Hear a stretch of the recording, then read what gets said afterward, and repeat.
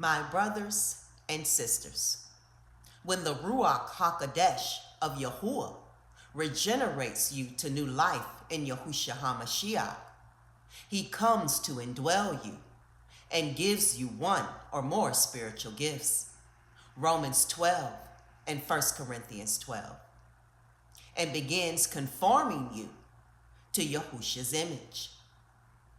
And we know that all things work together for good to them that love Elohim, to them who are the called according to his purpose.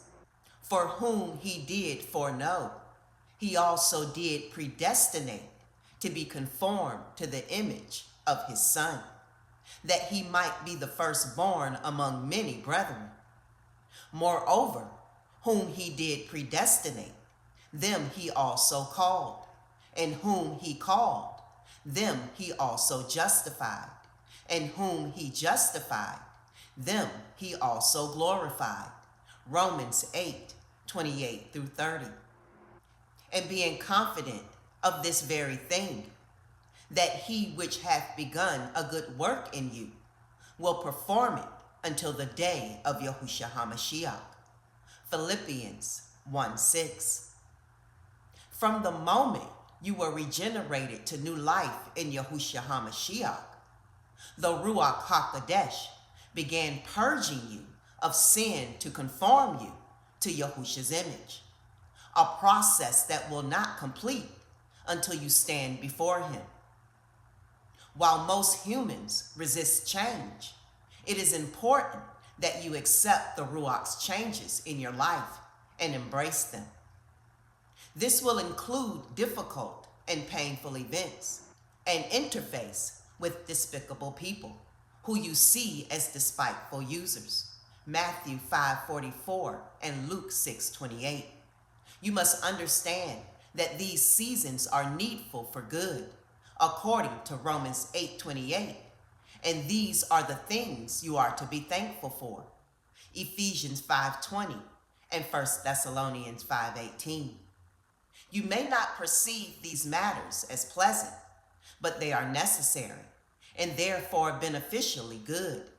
It is important to remain pliable in Yahuah's hand, since you will be in a constant state of flux until you step through unalived's door. From the time of your regeneration, you are to seek to understand your gifting and prayerfully develop it to glorify Yahuah by investing it in souls Yahuah places on your mission field. This is what the parable of the talents, Matthew 25:14 through 30, and the parable of the pounds, Luke 19:12 through 27, addresses. That you will be required to give an account how you used his resources when you stand before him, Romans 14:10 and 1 Corinthians 5:10. The Apostle Paul documented the mechanics of this judgment in a metaphor he penned for believers at Corinth. According to the grace of Yahuah, which is given unto me as a wise master builder, I have laid the foundation, and another buildeth thereon. But let every man take heed how he buildeth thereupon. For other foundation can no man lay than that is laid, which is Yahusha Ha'Mashiach.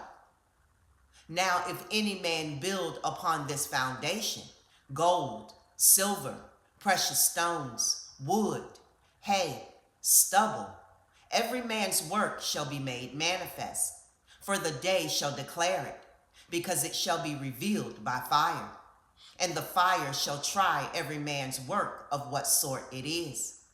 If any man's work abide, which he hath built thereupon, he shall receive a reward. If any man's work shall be burned, he shall suffer loss, but he himself shall be saved, yet so as by fire. 1 Corinthians 3:10 through 15.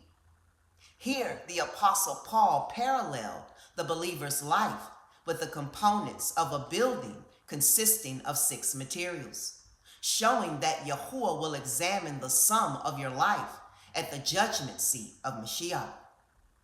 Your life's worth will be represented by either precious metal, including stones, or combustible materials such as gold, silver, precious stones, wood, hay and stubble, or straw, which will be subjected to fire.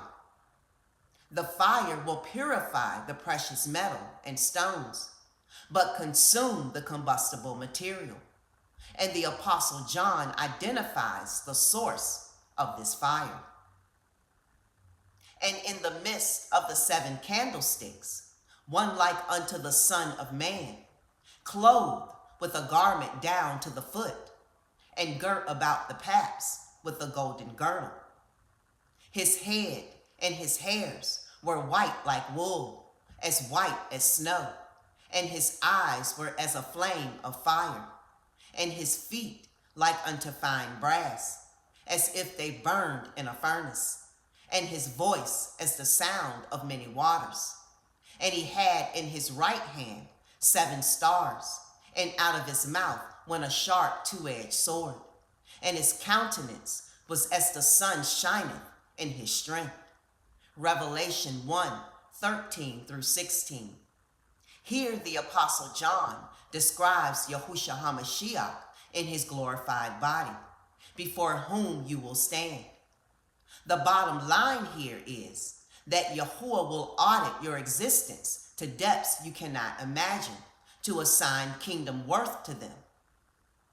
Personal matters to be tried include your time, your scriptural knowledge, and spiritual obedience to his word, your money, your priorities, and your investment of his resources for Yahusha's glory.